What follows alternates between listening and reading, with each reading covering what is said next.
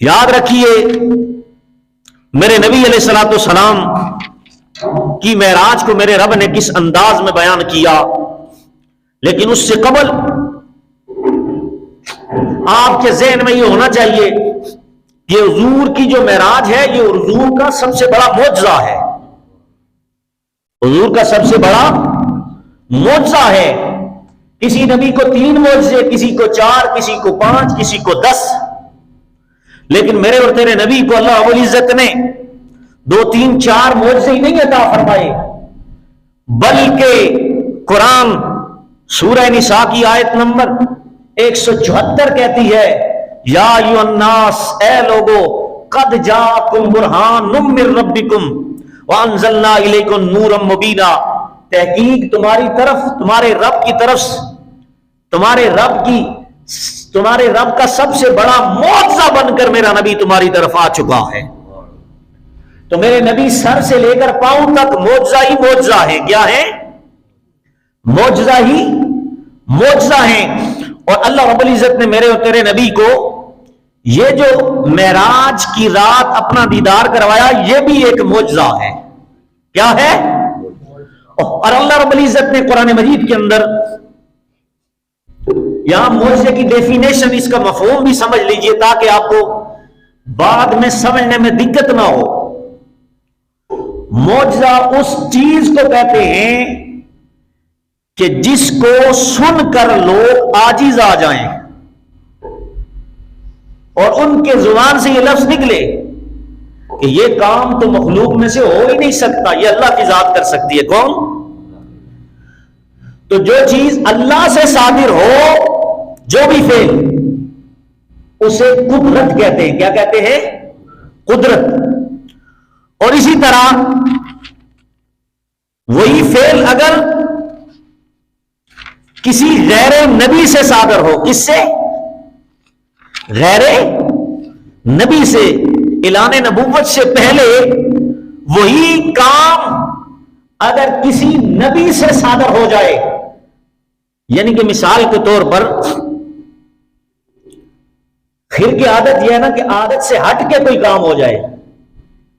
مثال کے طور پر جب بھی بارش ہوتی ہے نا تو بادل ہوتے ہیں، یہ عادت ہے، بادل ہوتے ہیں تو بارش ہوتی ہے، تو یہ عادتاً ہے۔ کیا ہے؟ ٹھیک ہے۔ لیکن عادت سے ہٹ کے اگر گرمیوں میں مئی میں برف لگ جائے تو اس کو خیر کی عادت کہیں گے۔ کیا؟ اس فعل کو خیر کی عادت، یا عادت سے ہٹ کے برف ہوئی ہے، کیا ہوئی ہے؟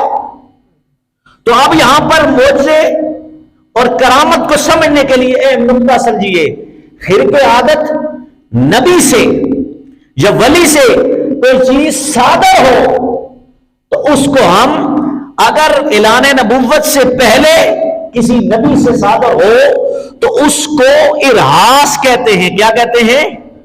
ارہاس۔ اللہ سے صادر ہو تو قدرت، اور اعلان نبوت سے پہلے کسی نبی سے صادر ہو تو اس کو ارہاس، اور اعلان نبوت کے بعد اگر نبی سے صادر ہو تو اسے معجزہ کہتے ہیں۔ اور اسی طرح کسی عام نیک بندے سے اگر کوئی چیز صادر ہو تو اسے معونت کہتے ہیں۔ کیا کہتے ہیں؟ معونت۔ اور اسی طرح کوئی اسی طرح کا خیر کی عادت کام ولی سے صادر ہو، کس سے؟ ولی سے، تو اسے کرامت کہتے ہیں۔ کیا کہتے ہیں؟ کرامت۔ اور اگر وہی فعل جو ولی سے اور نبی سے صادر ہوا تھا، نبی سے صادر ہوا تو معجزہ بن گیا، ولی سے ثابت ہوا تو وہی کام کرامت بن گئی۔ اور اسی طرح وہی کام اگر کسی کافر سے، کس سے؟ کافر اور فاسق سے صادر ہو جائے تو پھر اسے استدراج کہتے ہیں۔ کیا کہتے ہیں؟ استدراج۔ یعنی کہ بعض اوقات کافر کے منہ سے بھی ایسے کلمات اور اس سے بھی ایسے کام صادر ہو جاتے ہیں کہ بندے کی عقل تصور ہی نہیں کر سکتی کہ بندہ ہے کافر لیکن کام اس سے ایسے صادر ہو رہے ہیں جو رب کی ذات کر سکتی ہے، تو اس کو استدراج کہتے ہیں۔ کیا کہتے ہیں؟ استدراج۔ اب یہ استدراج ہم نے بات قدرت سے اٹھائی تھی، رب سے ظاہر ہو تو قدرت بنتی ہے، اعلان نبوت سے پہلے نبی سے ظاہر ہو ارہاس، اور اعلان نبوت کے بعد نبی سے صادر ہو تو معجزہ، اور ولایت سے پہلے نیک بندے سے اگر ثابت ہو تو مہولت، اور اسی طرح اگر ولایت ملنے کے بعد کسی ولی سے صادر ہو کرامت، اور اسی طرح کسی کافر اور فجار اور فاسق انسان سے صادر ہو تو اسے استدراج کہتے ہیں۔ کیا کہتے ہیں؟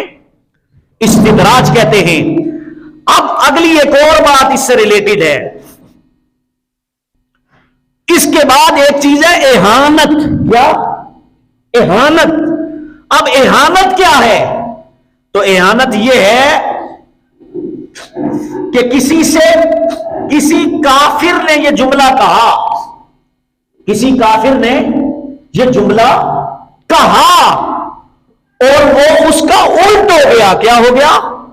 الٹ ہوا۔ یہ آٹھویں چیز اللہ کی طرف سے، قدرت کی طرف سے جو نازل ہوتی ہے، بندے کو جو اختیار عطا فرماتا ہے، اتھارٹی عطا فرماتا ہے، اس میں سے یہ ایک کافر سے صادر ہونے والی چیز، جس کو محدثین اور اصول والے جو بڑے بڑے اکابرین ہیں انہوں نے یہ وضع کیا، یہ اصول بنایا، اس کو کیا کہتے ہیں؟ اہانت۔ کیا کہتے ہیں؟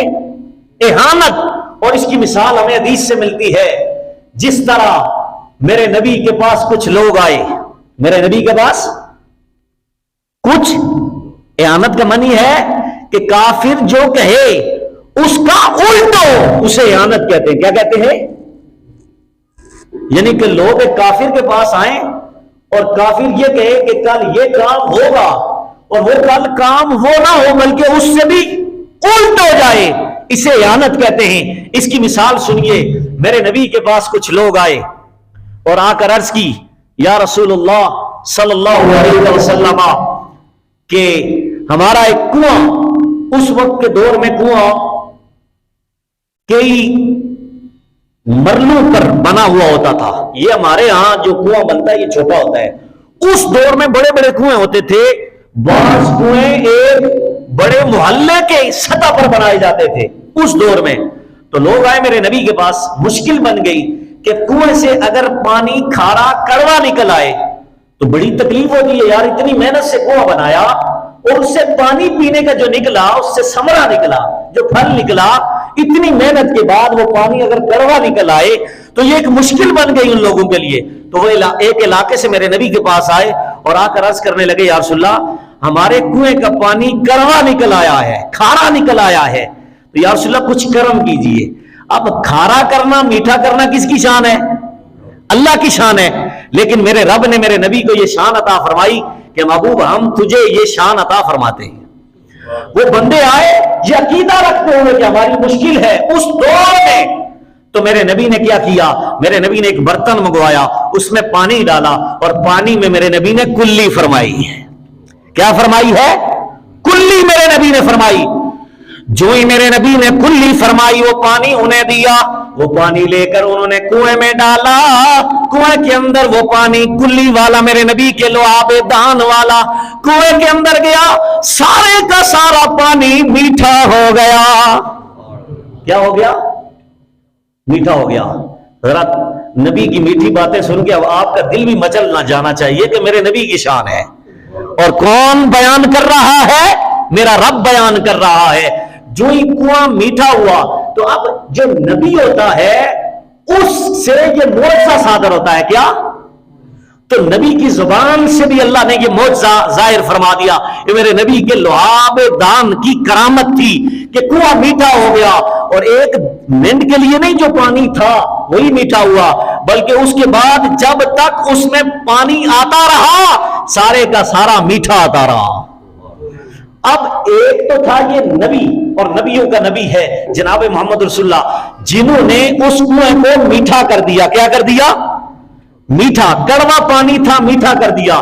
دوسری طرف حضور کے دور میں مسیلمہ کذاب نام کا بدبخت، جس نے نبوت کا دعویٰ کر دیا تھا۔ کیا کر دیا تھا؟ نبوت کا دعویٰ کر دیا تھا۔ تو لوگ اس کے پاس بھی گئے اور اسے جا کر کے، کیونکہ وہ جھوٹا تھا، کیا تھا؟ کافر تھا، بدبخت تھا۔ میں نے کہا نا اہانت کا معنی، اگر کافر سے کوئی چیز نکلے تو اس کا الٹ ہو جائے اسے اہانت کہتے ہیں۔ تو وہ کافر تھا، کذاب تھا، جھوٹا نبوت کا دعویٰ کرنے والا مسلمہ کذاب۔ اس کے پاس کچھ لوگ گئے کہ تم نے نبی ہونے کا دعویٰ کیا معاذ اللہ، تو تم ایسا کرو نا، ہمارا بھی ایک کنواں پھیکا ہو گیا ہے، ہمارا بھی ایک کنواں کھارا ہو گیا ہے، اس کا پانی کھارا ہے، تم بھی ذرا کوشش کرو نا، تو تم بھی اپنا لعاب دان یعنی کہ اپنا تھوک نکالو، اسی طرح کلی کرو تاکہ ہمارا کنواں میٹھا ہو جائے۔ اب یہ کافر ہے، یہ جھوٹا نبی ہے، اور وہ میرے نبی اللہ کا سچا نبی ہے۔ اب اس کے بعد جب لوگ آئے تو اس نے کیا کیا؟ اس نے بھی اسی طرح کیا، پانی میں کلی کی اور پانی دیا لوگوں کو، اور وہ لے کر اس کنویں کی مڈیر تک پہنچے، اور اوپر سے انہوں نے اس پانی کو ہڈیل دیا، پانی اس کنویں میں ڈالا، تو پہلے تو پانی تھا لیکن کڑوا تھا۔ کیا تھا؟ پانی تھا، کڑوا تھا، پانی میٹھا نہیں ہوا بلکہ پانی ہی خشک ہو گیا۔ پانی کیا ہو گیا؟ تو یہ پتہ چلتا ہے حق اور باطل، کہ میرا نبی حق لے کر آیا ہے، اور یہ بدبخت تھا جس نے نبوت کا دعویٰ کیا تھا، رب نے اسے ذلیل کرنا تھا، اس نے جو کیا وہ اس کا الٹ ہو گیا۔ اس نے کہا جاؤ تمہارا پانی میٹھا ہو جائے گا، جب اس کے تھوک والا پانی، مسیلمہ کذاب کے تھوک والا پانی کنویں میں ڈالا گیا، کنویں کا پانی ہی خشک ہو گیا، کنویں کا پانی خشک ہو گیا۔ تو اللہ تبارک و تعالیٰ بعض لوگوں کو دنیا میں عبرت بنا دیتا ہے۔ کس کو بنا دیتا ہے؟ عبرت بنا دیتا ہے۔ تو یہ جھوٹے نبی کی بات ہو رہی تھی۔ یہ 8ویں چیز جو میں نے بتائی ہے آپ کو، اس میں یہ ہے اعانت۔ کسی فاسق کافر سے اگر کوئی جملہ ظاہر ہو تو اس کا الٹ اسے اعانت